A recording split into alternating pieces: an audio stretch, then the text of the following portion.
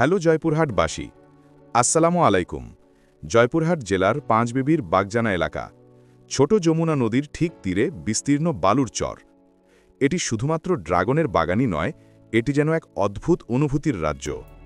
সামনে সামনে সাজানো লাল রঙের ফলগুলো যেন রাতের আধারে ছোট ছোট প্রদীপ হয়ে জ্বলে আছে।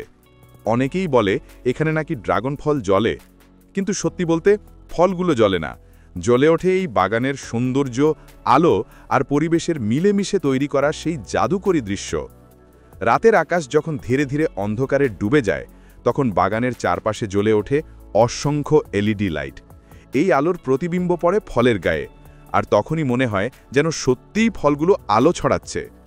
মানুষজন দূর দূরান্ত থেকে আসে শুধু এই দৃশ্যটা এক ঝলক দেখার জন্য।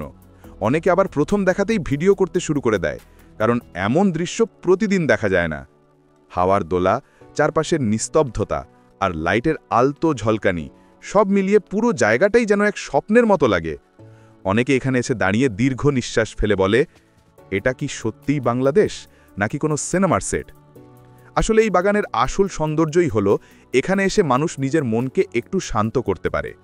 আলো আর প্রকৃতির মিশ্রণে একটা প্রশান্ত অনুভূতি তৈরি হয়, যা শহরের কোলাহল বা ব্যস্ত জীবনে পাওয়া যায় না। যারা কখনো ড্রাগন ফল বাগান শুধুমাত্র দিনের বেলায় দেখেছেন, তারা রাতের সৌন্দর্য দেখলে অবাক হয়ে যান। দিনে সবকিছু সাধারণ মনে হলেও রাতেই যেন জায়গাটা প্রাণ পায়। হালকা চাঁদের আলো, লাইটের ঝলক আর গাছের সারি সব মিলিয়ে তৈরি হয় এক অপূর্ব পরিবেশ। এখানে দাঁড়ালে বুঝতে পারবেন, প্রকৃতি কখনো কখনো কথা না বলেও মানুষের মন ছুঁয়ে যায়।